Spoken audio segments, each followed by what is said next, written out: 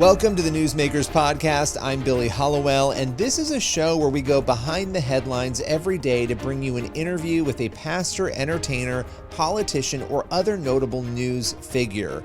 And this is a show, again, it's daily, but it's based on our weekly TV show, which is also called Newsmakers. You can watch it on the CBN News channel and also on our YouTube page. And on this show, every day, we dive deep. It's a little more longer form with one of the people who you will often see on our Newsmakers show or across the CBN News platforms. On today's Newsmakers, Nick Hall joins us to talk about his effort to evangelize millions across the globe. That and more on Newsmakers. Here is Nick Hall. So Nick, you launched a new year-long campaign, Anthem of Grace. It started on Good Friday with a massive global broadcast. Let's start with that broadcast. I was blown away. I think you hit 67 million people with that. Talk a little bit about it. Yeah, so it's been amazing to see what God is doing, and I think we all know this, that it's happening. I mean, there's a revival spreading, there's joy, there's hope, but really this whole campaign is around two things. It's around the song Amazing Grace, which is the most sung and most translated hymn ever.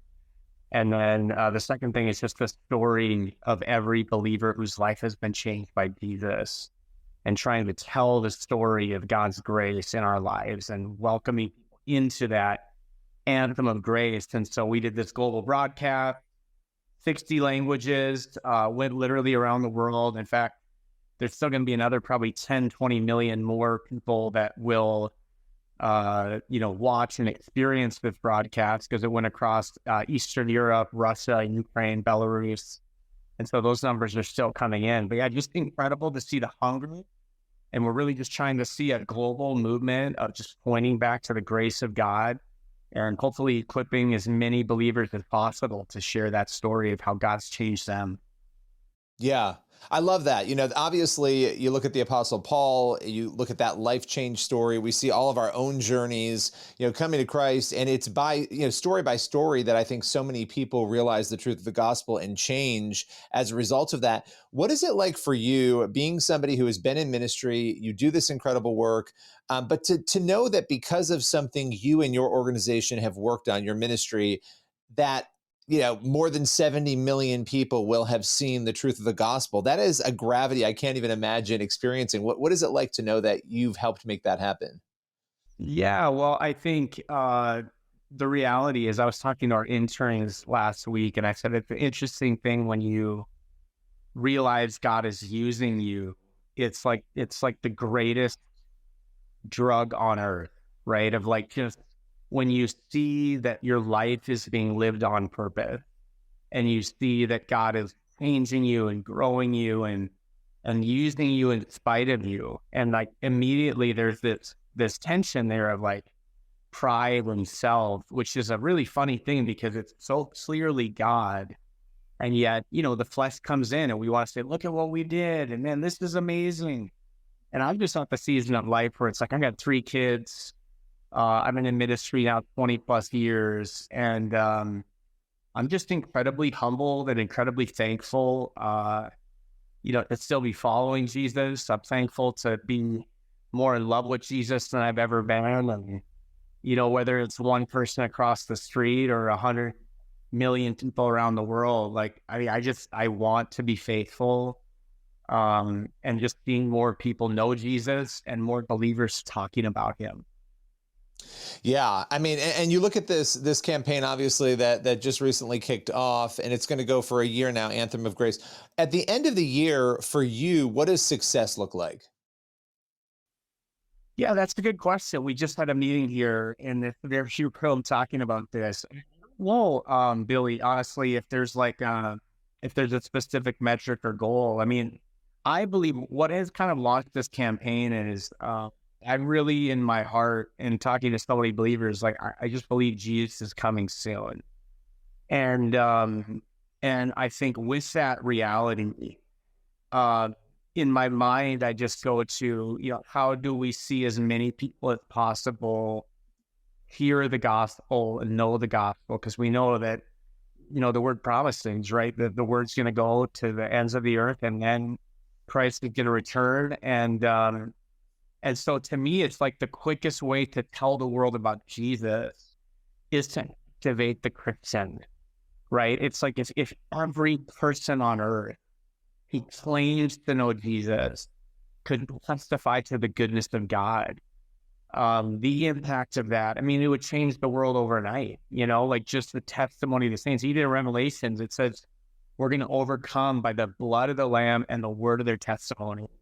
And so I'm just genuinely praying for hundreds of millions of stories of people testifying to the goodness of God in such a way that would share the gospel with the whole world. And so it is the biggest thing that we've ever done. It's the biggest thing we've ever tried to do. And the best part about it has nothing to do with us. This is literally, it's the song. The reason the song is so popular, Amazing Grace, is because it is the story of every believer, right? Like, I once was lost and now I'm found.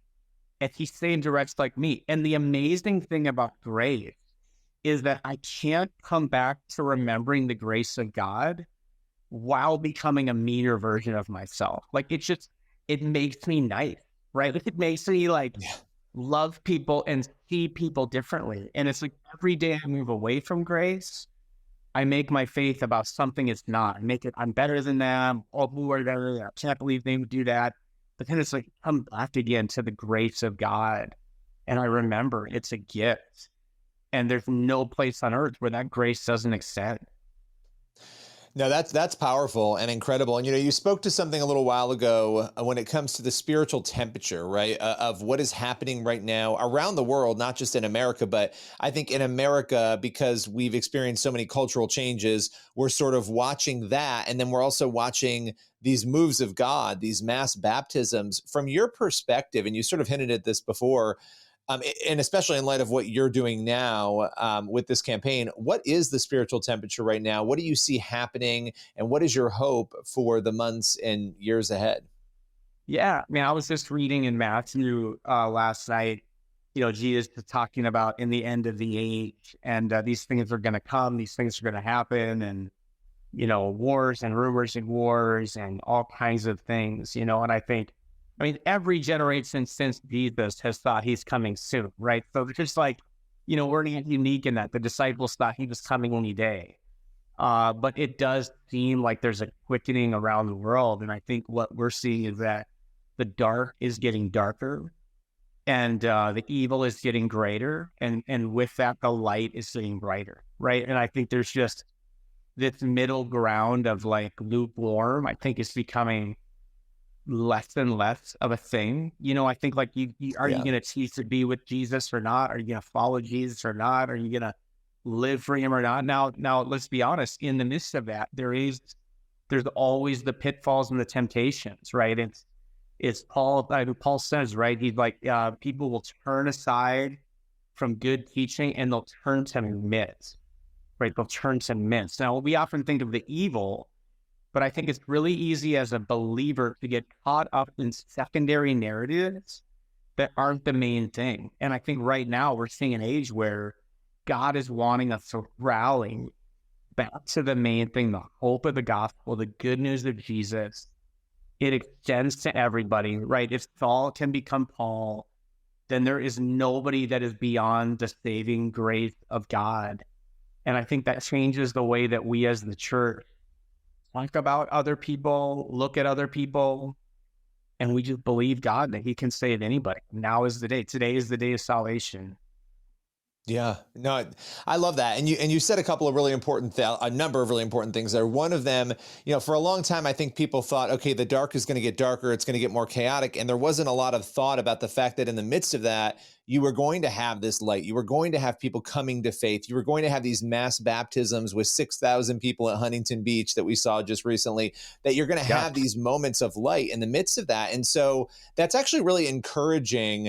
And I don't know if you want to reflect on that at all, but I do think, I know I have fallen guilty and prayed to that in the past of just assuming it's all going to be terrible. It's going to be horrible. And while that may be true, that other piece is so incredible to watch. Yeah, it really is. I mean, I think you have to look at history. There was a little old lady I was praying with, I don't know, probably 10 years ago. And we were getting ready for, it was a political season. Everybody was praying around the next election that was coming. And everybody in the room was kind of praying what they wanted. They were praying for the person they wanted, the leader they wanted, the righteousness, all the things. But this little old lady prayed something that really marked my life. She said, God, would you give us what we need, not what we want? And I think thinking that way, the reality is that, yes, is it going to get hard? Is it going to get dark? Is it getting evil? We all see that stuff with the fear, and we're not, it's normal. We're human, right? I want my kids to be safe. I don't want my country to be, at war. I don't want these things. And the reality is, you study the scripture and you study history, it is in the hardest times that the people of God are strongest, because it's when it's hard that we realize where our hope comes from. And so while there is adversity, while there is persecution, while there is hardship, those are the moments when we can't put our hope in our bank accounts. We can't put our hope in our health. We can't put our hope in our good skills.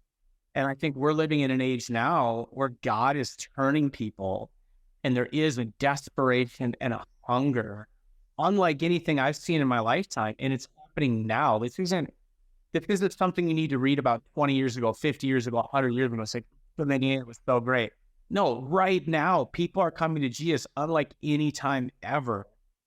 And that's the moment we're living in. And so it's you can curse the darkness or you can light a candle.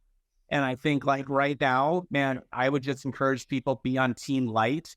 And, there's never been a better time to be in the light business than today.